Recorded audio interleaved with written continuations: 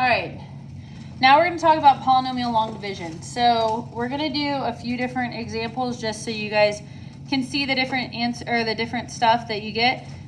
If you're going to do now, all of these you can technically use synthetic division on all three of these questions, because remember, you can use synthetic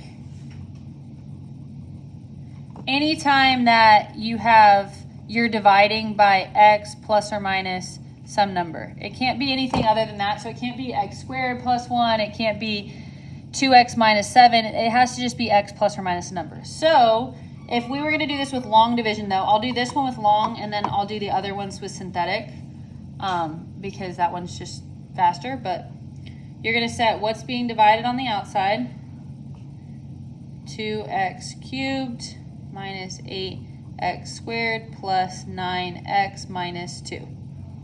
Remember, if you're missing any of your degrees, that's when you have to fill in that 0x or that 0 whatever. Okay, so you're thinking first thing outside, first thing inside all the time. So x times what gives me 2x cubed? That's going to be 2x squared. Then you're going to multiply 2x squared times x is 2x cubed. 2x squared times negative 2 is negative 4x squared. You are subtracting that whole thing off. Your first term is always going to cancel. Negative 8 minus negative 4 is going to be negative 8 plus 4. So this is going to be negative 4x squared. Bring down your next piece. Again, first term inside, first term outside. X times what gives me negative 4x squared? That's going to be negative 4x. So negative 4x squared. Negative 4x times negative 2 is going to be positive 8x. Subtracting that whole piece. These cancel. 9 minus 8 just leaves me with x. X times what gives me this? Plus 1. 1 times this is this. 1 times this is this. In this case, you all cancel out. So you end up getting that is your final answer. Then if you needed to find your other zeros, you could do a couple different things. You could try to factor again. You could use the quadratic formula, whatever you needed to do after that. All right.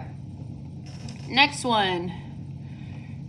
Use long division. Like I said, I'm going to use synthetic just because I want you to see both. And so if I'm going to do synthetic, remember, it's the opposite of your factor. So we're going to plug in a negative 2 when we do synthetic.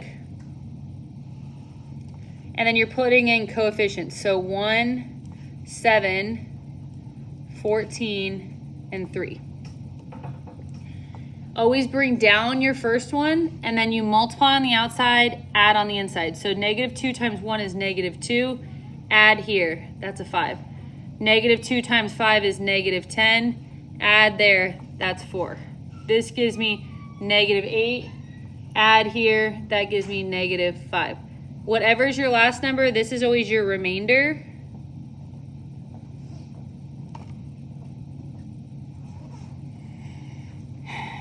And then this is your number, x squared. So if we were to write what your quotient was, your quotient is x squared plus 5x plus 4.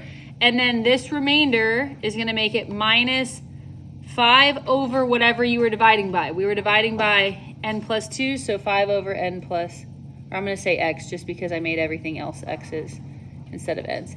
X plus 2. This would be your final answer altogether.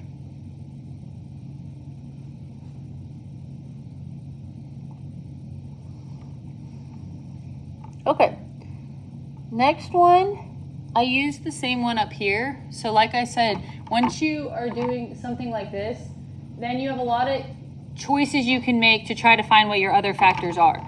So I used the same problem just because I didn't want to do the long division again.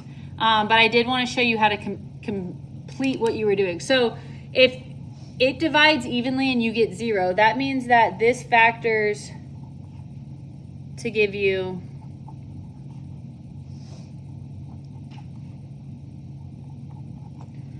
so far you factored it to get to this point. And this all is equivalent to this. So now if I wanted to continue to factor, you could try to factor this trinomial normally. Numbers that multiply to give you 2, but add to give you -4. Well, the only things that multiply to give you 2 are 2 and 1, and that's never going to add to give you -4. So this piece right here is not factorable. Now, again, couple choices. You can, A, try to determine what all of your rational roots are and use synthetic division. Or B, as soon as I get to where I have a quadratic, use the quadratic formula. It's always going to be simpler. It's not guess and check. You just get the answer and you're done. So my A value is 2, my B value is -4, and my C value is 1. So if I plug in, negative B is going to be +4 plus or minus the square root, B squared, 16 minus 4 times your A value times your C value, all over 2A. Always want to break down that discriminant first. So 16 minus 4 times 2 times 1, this is 16 minus 8. So this is equal to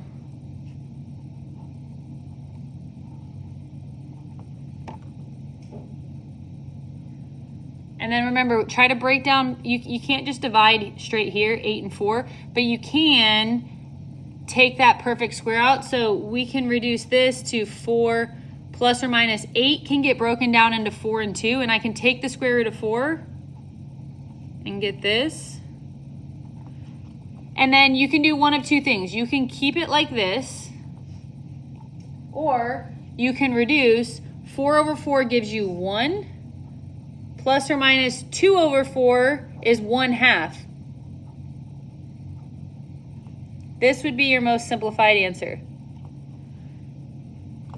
So if it's asking for what your other factors are, that means your other factors are x minus, I would leave it probably more like this, but x minus 1 plus root 2 over 2, and x plus, or no, still x minus 1 minus root 2 over 2. I don't think they would ask you to write it like that, but just in case, so you can see it.